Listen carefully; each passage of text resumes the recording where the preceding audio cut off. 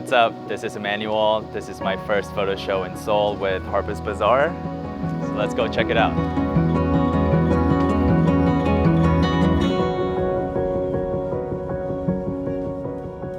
America Fever is structured kind of like a screenplay into 3 acts. And the first act is all about arrival.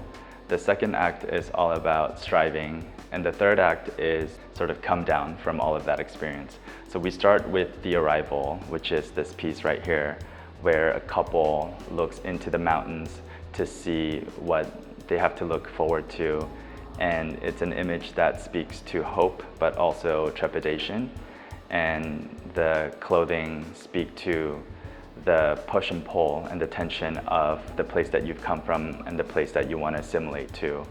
And this was shot in the Salton Sea in California, which is once a very thriving holiday destination for the Hollywood elite, but over time it became decayed, and with a lot of fertilizer runoff from nearby agriculture, it turned into a dead lake. So we thought it was kind of an interesting metaphor for this immigrant experience. One of the sort of first images that I ever created for the series, which is called 줄타기. And 줄타기 is a historically Korean performance where there's a rope that's suspended between 2 ends, and the performer will do somersaults and acrobatics while telling a story. I thought the act of 줄타기 was an interesting metaphor for the immigrant journey, where you're kind of on the straight and narrow. There's little room for mistake. And also, a big part of 줄타기 isn't just the acrobatics, it's also the performance. So as Asian people living in America and having to put on a face of assimilation, of trying to be one with the existing culture, there's an interesting performance aspect there. In a lot of my pictures, there's this juxtaposition where one character's looking forward and one character's looking back. And there's that sense of longing of the thing that you've left behind, while simultaneously you're also reaching for the thing that you're excited for. So in this image, there's the water, which connotes an idea of the land that they've left behind, and the woman who's wearing a hanbok, which is a traditional Korean dress, kind of looking back to where they came from, and the man who's leaping into the light, the golden light that's calling him. This piece is called Jump Rope, and Jump Rope is an homage to Black American soldiers that fought during the Korean War. The Korean War took place in the 1950s, so there were obviously many American soldiers that came to fight in the Korean War, and a number of them were Black soldiers. And this was also before the Civil Rights Act. And so Black soldiers were still discriminated against, both in the military, and when a lot of American soldiers had mixed children with Korean women, mixed kids were often ostracized by both Korean society and American society, and there were a lot of orphans that were made in this time. And so this image where there's a mixed race family and mixed race children participating in jump rope, which is a very sort of childlike activity, but that's also like a very traditional game in Korean culture, and also hearkening double Dutch in Black culture, is just an image of hope for the future in this sort of new American land.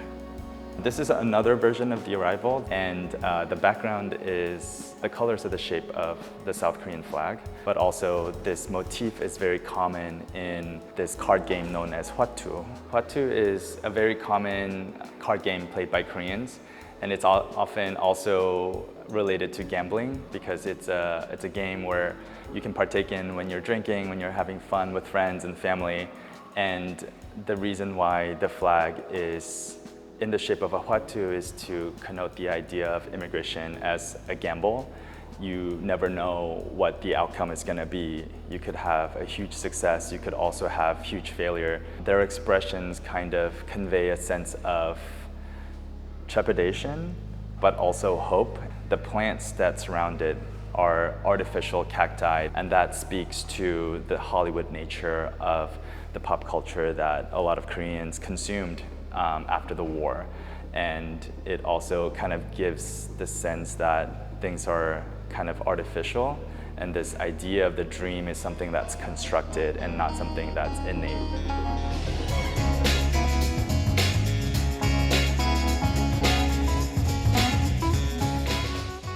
So after the arrival, we enter Act 2, and Act 2 is where the fun begins. It's the fever in America fever.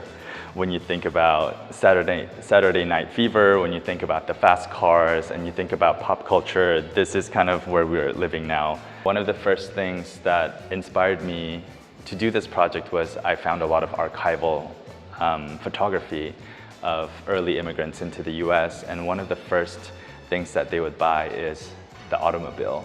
And the car was such a big part of the imagination of this kind of American dream. And who doesn't love a fast car? There is such a unique style to car designs back in the 70s that unfortunately is kind of gone now, but it was such an expression of personality and freedom. And so I just wanted to give these guys a break and take them out into the desert. And similar to these guys, we have the motorcycle. This is just kind of inspired by movies like Easy Rider, Dennis Hopper, where again, we have a group of young, free-spirited people out in the Angeles forest with their Harley Davidsons. And another cool detail is that we were able to rent a lot of the costumes from Universal. And so the jacket that this guy, Willie, is wearing is actually from the movie Easy Rider. And we just put on the Korean flag patch just to give it a little spin.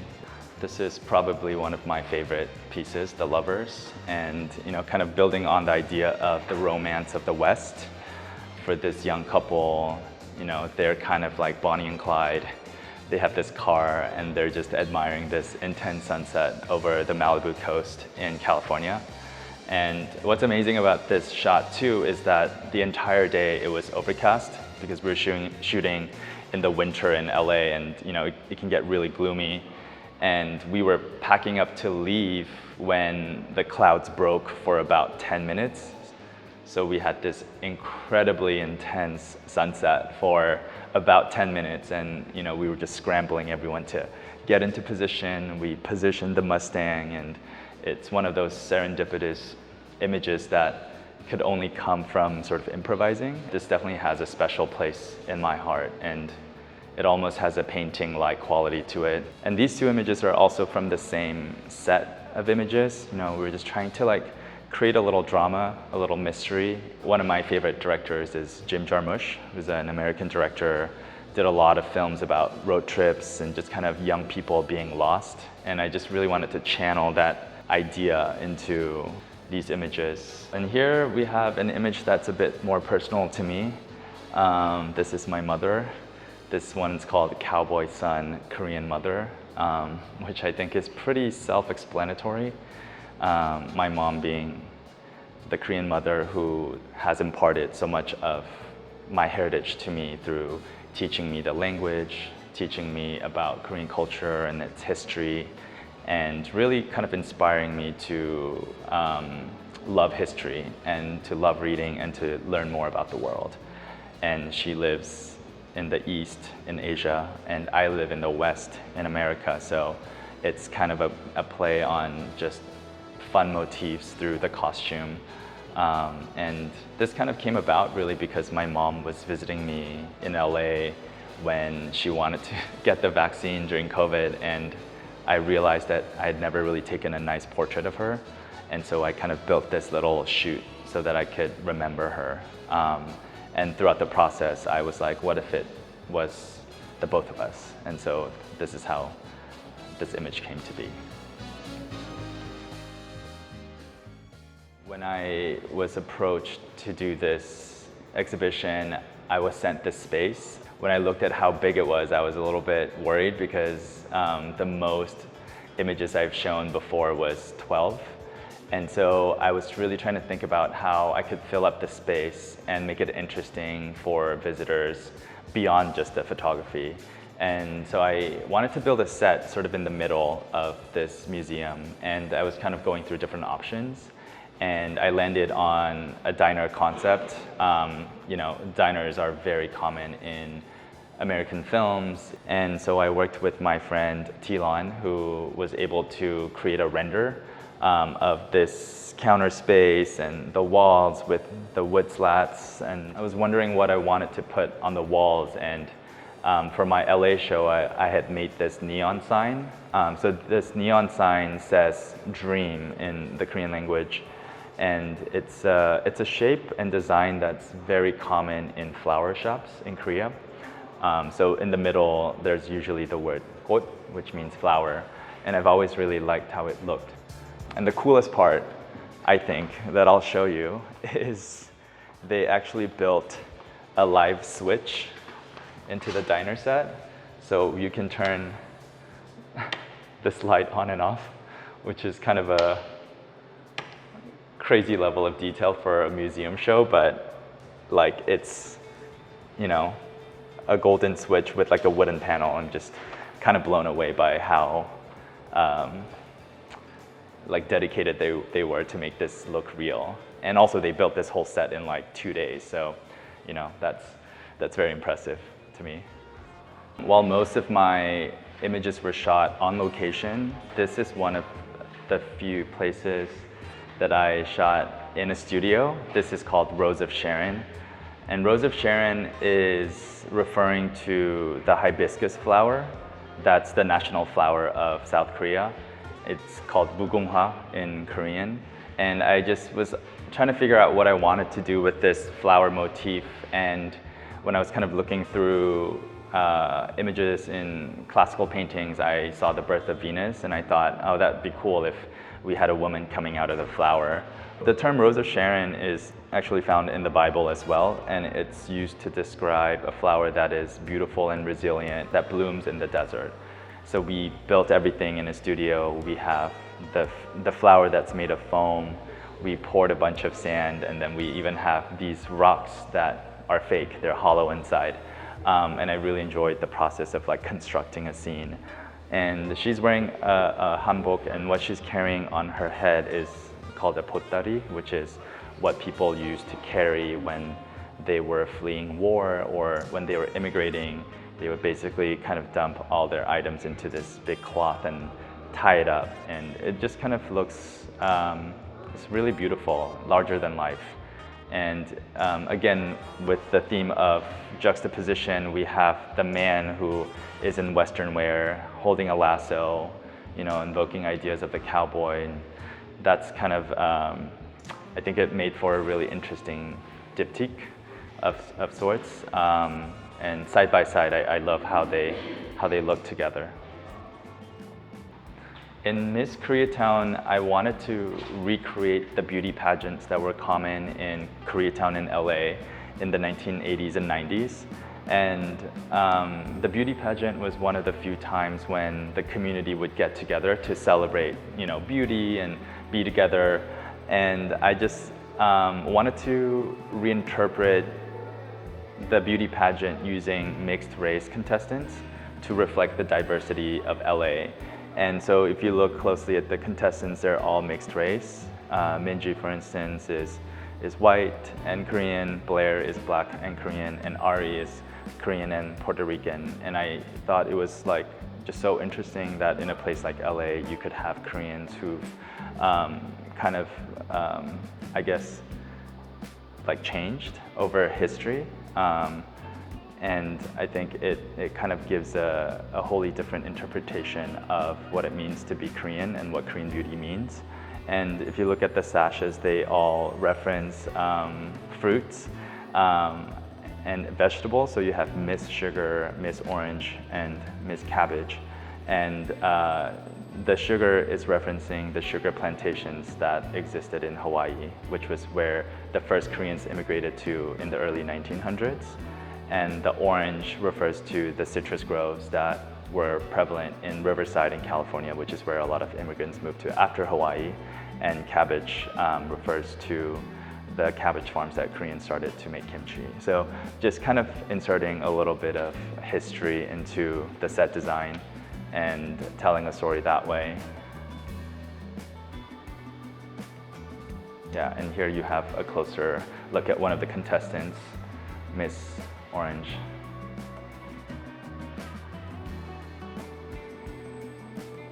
And then we have the final piece of the series. So again, I guess kind of going back to the different 3 acts, this would be kind of the come down, the sort of the reckoning of what immigration has meant to the Korean population. And this series is called Year of the Horse, which references the Chinese zodiac. And it also happens to be the year that I was born. And I think when I was thinking about the horse in the context of the West, I think often it's portrayed as this symbol of power, this symbol of freedom. I wanted to kind of interpret it almost in a different way. I wanted to show the horse as a portal to death.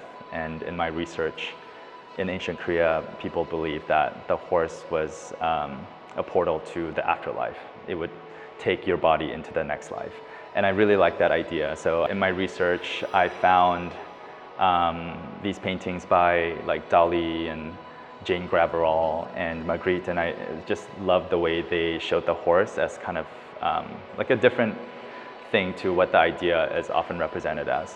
And so we have the old man who is decked out in black, and that's just to symbolize death. And in some of the images, you'll see a crow on his shoulder and a snake on his leg.